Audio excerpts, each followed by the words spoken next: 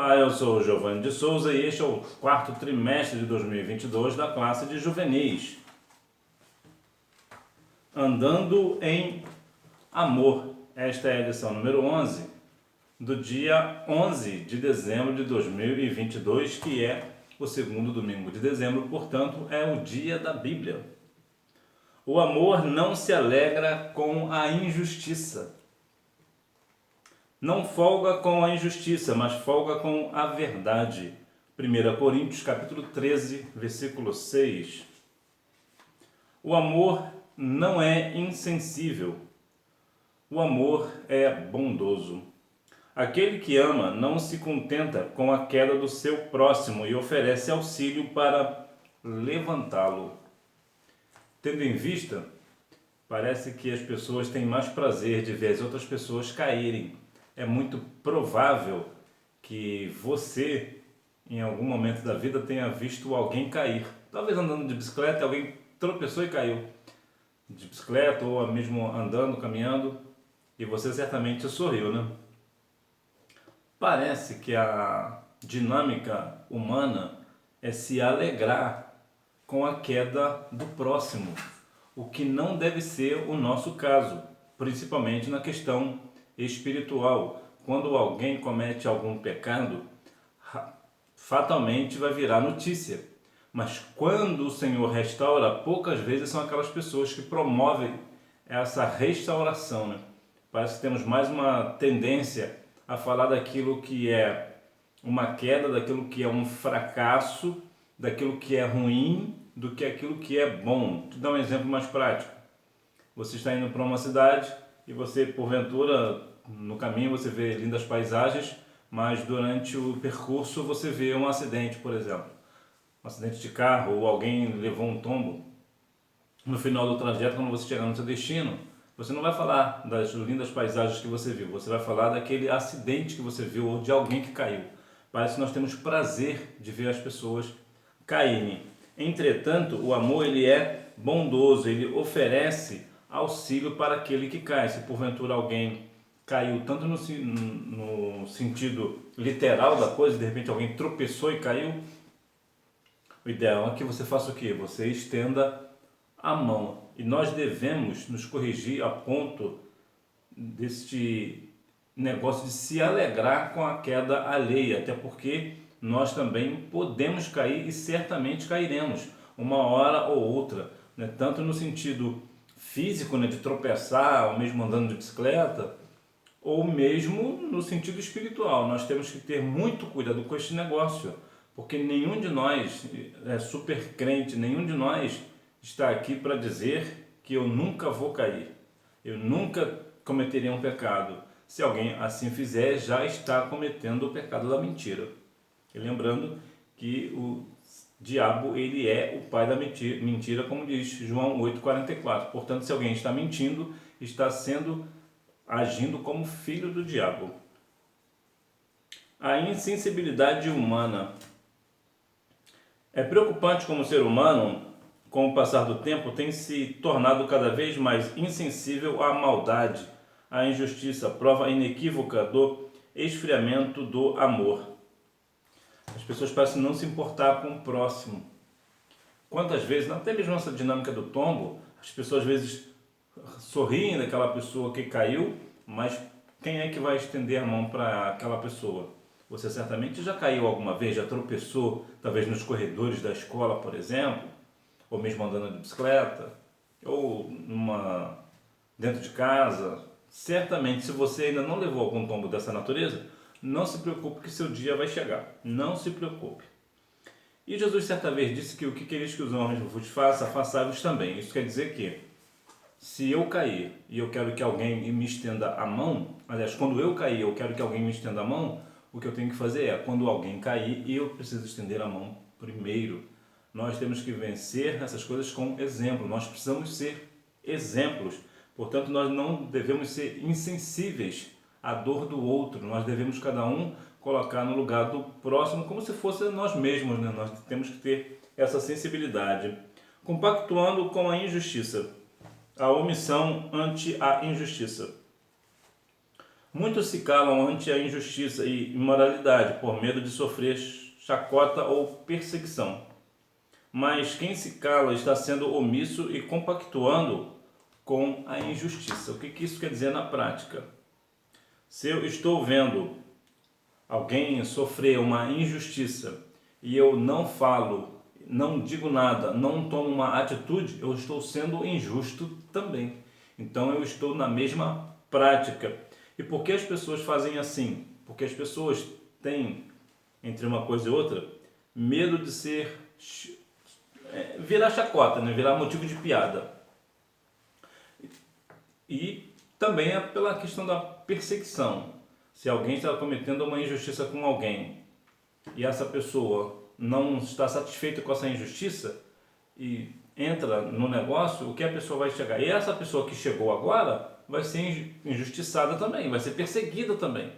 Então nós devemos ter muito cuidado neste negócio. Portanto, nós não devemos ter medo, devemos ter cuidado na nossa vida, no nosso cotidiano, mas nós não devemos compactuar com a injustiça. Nós devemos nos colocar no lugar do próximo e não permitir que aquela pessoa sofra uma injustiça por medo de uma perseguição, por medo de nós virarmos chacota, de maneira nenhuma.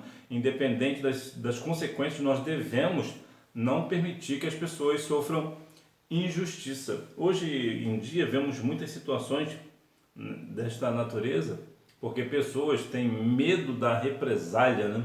As pessoas têm medo de não vai acontecer isso comigo também. Se alguém está fazendo isso, eu não quero nem saber, deixa isso para lá. Não deixa isso para lá não.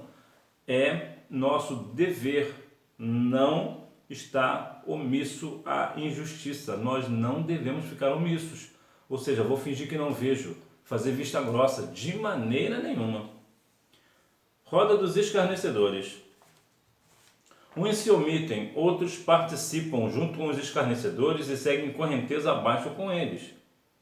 Escarnecer significa desprezar, ridicularizar e zombar do valor de uma pessoa. Então vemos aqui uma questão que uma contrapõe a outra. Aqui temos a omissão ante a injustiça, a pessoa que se omite diante da pessoa que está sofrendo uma injustiça, e há aqueles que estão junto com aqueles que participam da injustiça, aqueles que fazem a injustiça. Muitas vezes nós estamos nos colocando junto na roda dos escarnecedores, das pessoas injustas, né? Nós nos colocamos nesse negócio. Nós precisamos ter cuidado para não fazer assim, não zombar, não ridicularizar de ninguém, principalmente por questões físicas ou até mesmo questões da pele, da cor da pele da pessoa, ou até mesmo por uma questão de religião. Haja vista que no Brasil há 2.240 religiões e seitas, então nem todo mundo é evangélico no Brasil, nem todo mundo é cristão, e ele tem todo o direito de não ser.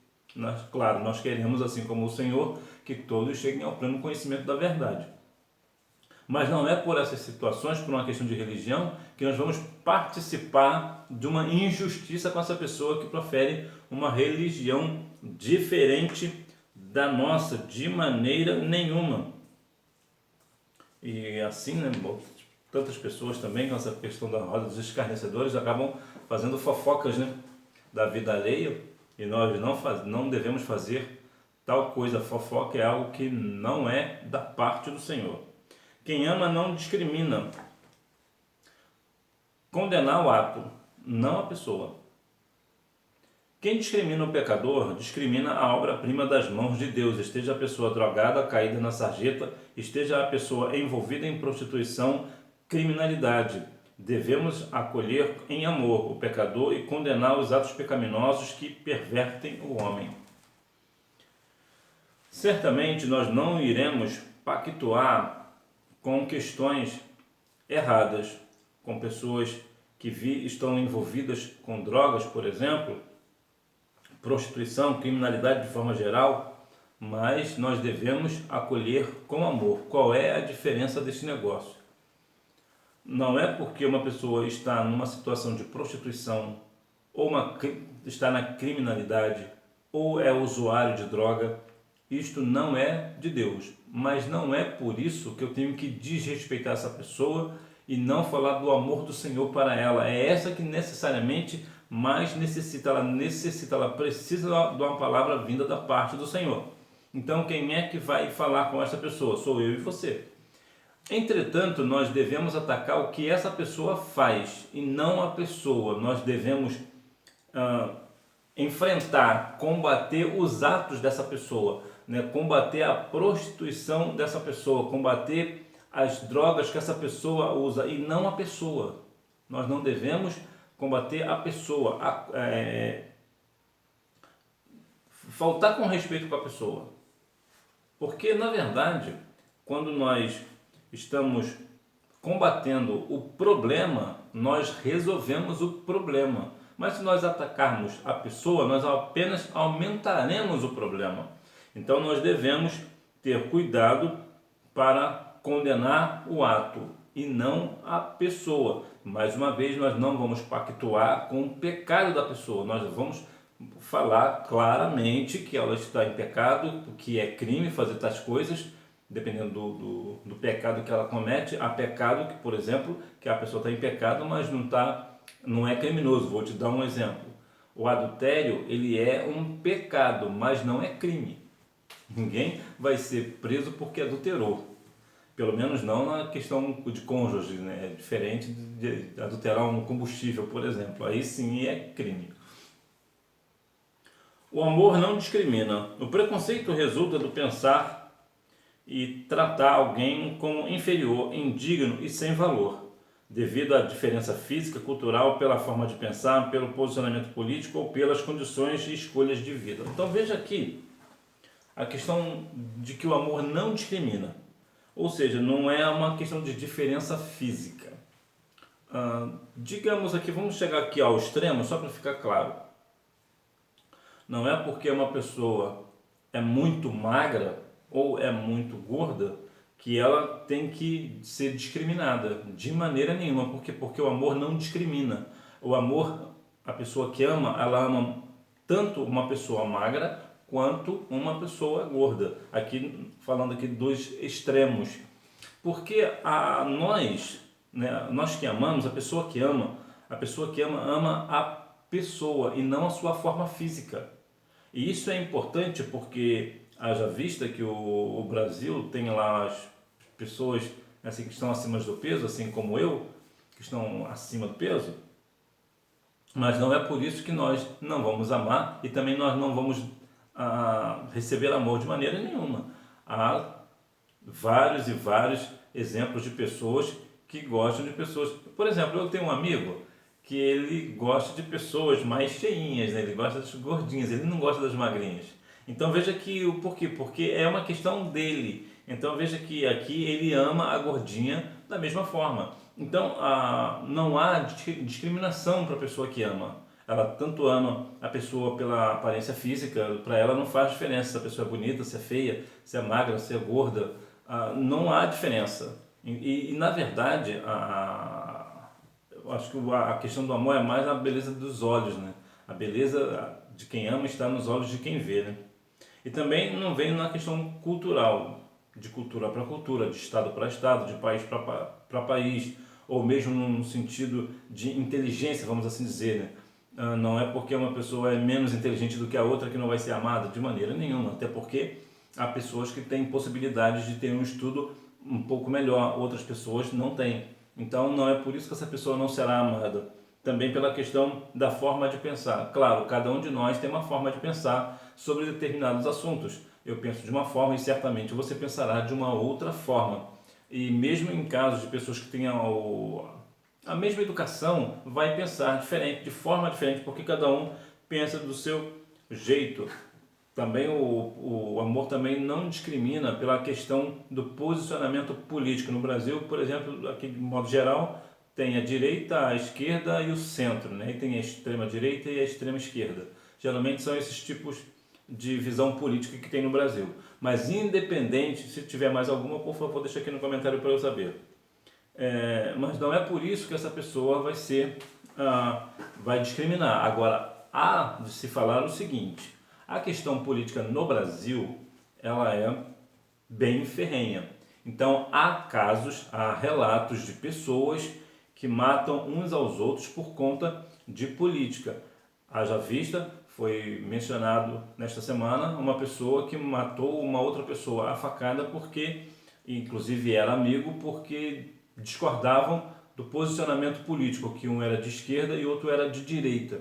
Então aqui não há amor desse amigo, porque se ele era um amigo, ele não vai discriminar o amigo por conta do posicionamento político. Então o amor aqui abrange todos os pontos, né? Tanto a questão de homem para a mulher para com o homem, ou de irmãos ou de irmãs, ou mesmo da questão de amigos, de um amigo para o outro, aqui o amor no sentido geral. O amor ele não discrimina por posicionamento político. Haja vista que cá para nós, alguém que faz a discriminação por uma questão política é uma pessoa que precisa ter um pouco mais de Deus na vida, porque a política no Brasil, apesar de ter a sua força e até mesmo é um mal necessário, na bem da verdade, a política é um mal necessário, mas não é parâmetro de medir uma pessoa. Eu não vou gostar de uma pessoa, eu não vou amar uma pessoa porque a pessoa tem o mesmo posicionamento político do que eu, ou vou odiar ela porque ela tem um posicionamento contrário. Na verdade, nós devemos compreender que é a diferença que nos faz crescer. Então, se alguém é de direita e outra de esquerda, que o ideal é eles conversarem para ver o que é correto de um ponto e o que é errado do outro ponto, né? E ter uma conversa saudável. Então, o amor ele não faz discriminação política nem mesmo por condições de vida ou escolhas de vida, né? Não é porque uma pessoa é pobre e outra é rica que o amor vai fazer discriminação. Não, o amor não discrimina. Ou porque a pessoa fez uma escolha na vida e fez uma escolha errada. Não, também o amor não discrimina. Portanto, o amor ele não discrimina por esses pontos. Jesus não discriminou.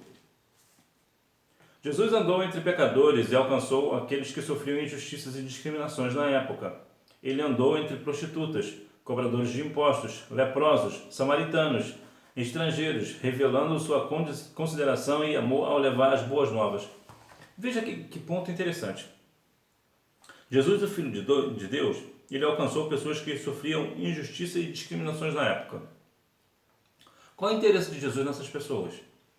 Porque se ele sendo Filho de Deus, ele pode estar, claro, junto com as pessoas que são de Deus, não seriam assim? Então veja que Jesus ele não discriminou nem ninguém. Aí nós vamos ver um pouco mais adiante, ele vê que ele andou com prostitutas. Quantas vezes nós nos negamos a falar com uma pessoa que é prostituta, né? E até a questão do homem também, né? A pessoa que vive na prostituição. Nós dizemos que não, não posso falar com uma prostituta porque eu sou um homem casado, ou eu tenho namorada, ou eu sou noivo, então eu não posso. Por que não?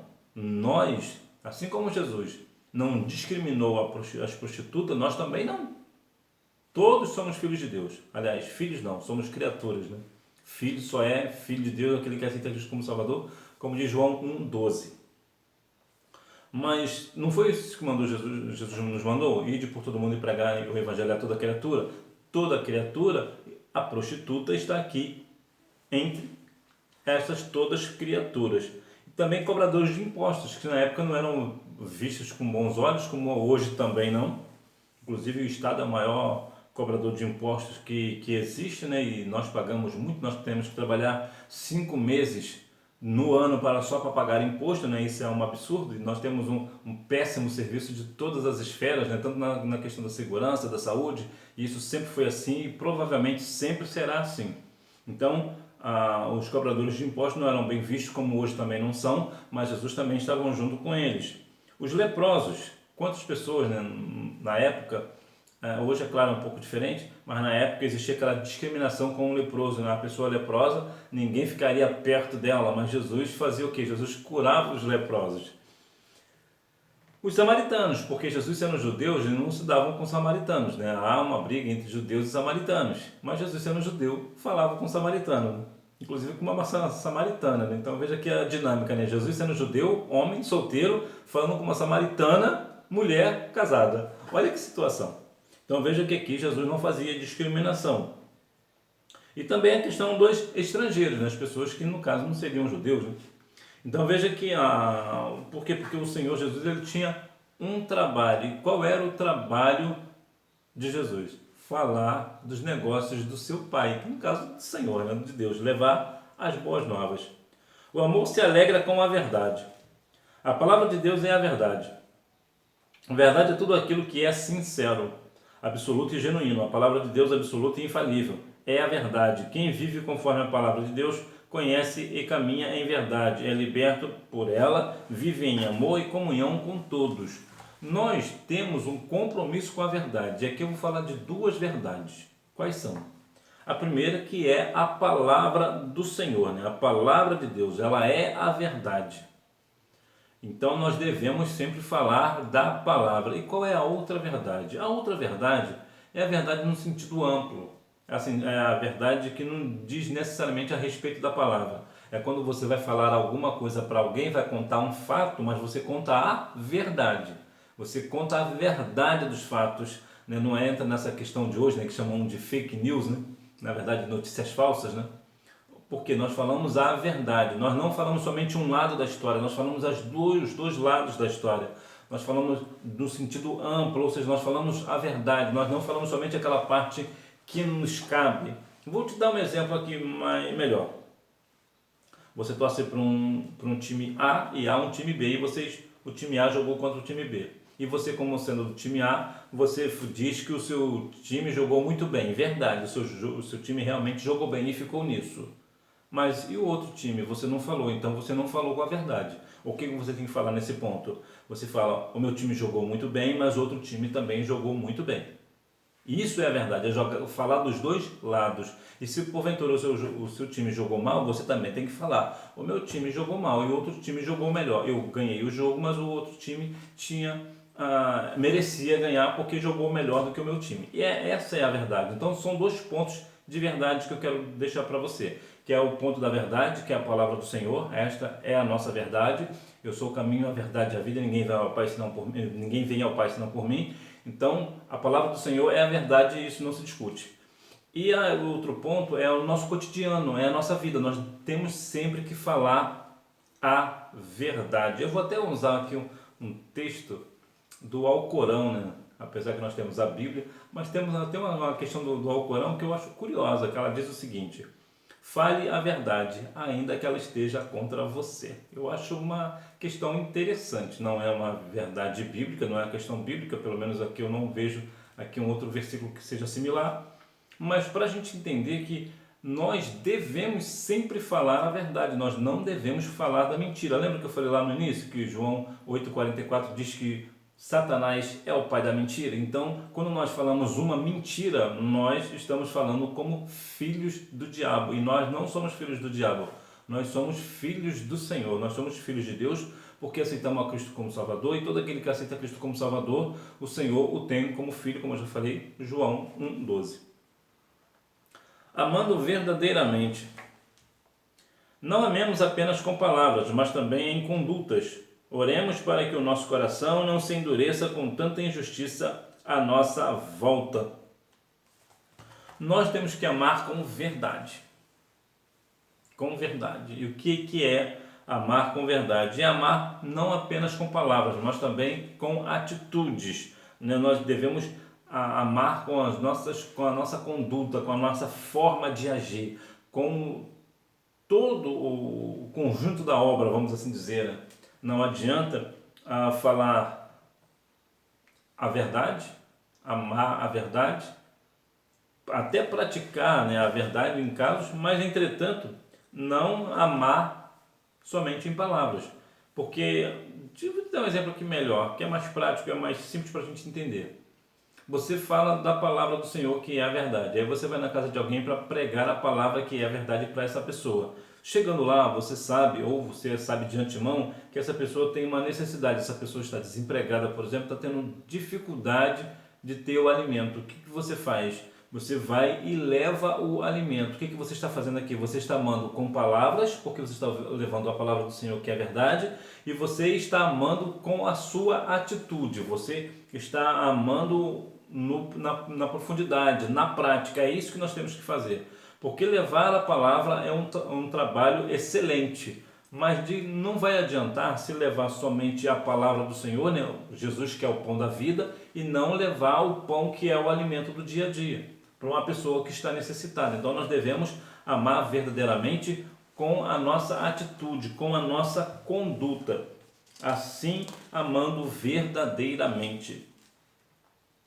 Haja vista que tantas pessoas têm falado que vai fazer isso, que vai fazer aquilo e acaba não fazendo nada, né?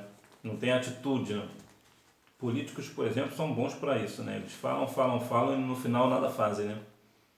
Para concluir, a vida cristã tem se tornado cada vez mais desafiadora. A apostasia é bem presente e o amor de muitos crentes se esfriou. É tempo de olhar para dentro de nós e procurar voltar ao primeiro amor. Porque ser cristão consiste em ser luz em trevas e fazer a diferença em meio ao mundo injusto. Então nós temos que fazer a diferença. Nós somos o sal da terra, como diz Mateus 5,13, a luz do mundo. Então o que nós temos que fazer? Nós precisamos fazer a diferença. E como é que fazemos a diferença? Não deixar o amor em nós se esfriar. Nós devemos continuar com a chama do nosso amor vivo pelo Espírito Santo. Não deixar esse fogo se apagar dentro de nós. Amar o próximo como Cristo nos amou. Ter no próximo aquele intento de fazer o bem ao próximo, ainda que seja aquela professor de matemática. Você precisa fazer o bem ao seu próximo. Então, nós não devemos de maneira nenhuma se deixar do jeito que está. Nós somos desafiados pelo Senhor para amar o próximo. Nós devemos levar esse desafio até o fim da vida. E qual é esse desafio? De levar amor ao próximo, de levar a verdade, de amar na verdade, sempre na verdade, não deixar que esse amor em nós venha se esfriar, porque nós somos luz em meio a este mundo de trevas. Hora da revisão. Número 1, 1 Coríntios capítulo 13, versículo 6. Número 2, o ser humano, com o passar do tempo, tem se tornado cada vez mais insensível à maldade, à injustiça, prova inequívoca do esfriamento do amor. Número 3, a Bíblia também nos alerta a não seguir os conselhos nem se deter na vereda dos ímpios. Número 4, cobradores de impostos, samaritanos. Número 5, a palavra de Deus absoluta e infalível é a verdade. Então que nós venhamos a cada dia mais falar da verdade, que é a palavra do Senhor, e não se alegrar com a injustiça. Nós não devemos ficar felizes quando vemos que alguém está sofrendo uma injustiça, ainda que seja uma pessoa que não tem uma boa índole, ela também não deve sofrer uma injustiça. A justiça é para todos nós, tanto para os evangélicos quanto para aqueles que não são evangélicos, para as pessoas salvas em Cristo e para as pessoas que ainda não são salvas em Cristo. A justiça é para todos, portanto, não se alegre quando alguém sofre uma injustiça, ainda que ele seja aparentemente o seu inimigo, a sua inimiga. Você precisa ter no seu coração e a questão da inimiga, e inimigo é interessante que eu venha dizer para você, deixar claro que ele que tem você como inimigo, mas você não pode tê-lo como ou tê-la como inimiga. E por que não? Porque a Bíblia diz que nós temos que ter paz com todos, ou seja, eu tenho que ter paz com o próximo, ainda que ele não tenha paz comigo, para que assim nós venhamos ter uma vida de santificação pela qual ninguém verá o Senhor, né? Sem a qual ninguém verá o Senhor. Que Deus continue abençoando a sua vida, que você tenha uma boa aula, não deixe de ir à Escola Bíblica Dominical, até porque quem faz a escola é o aluno. Tchau!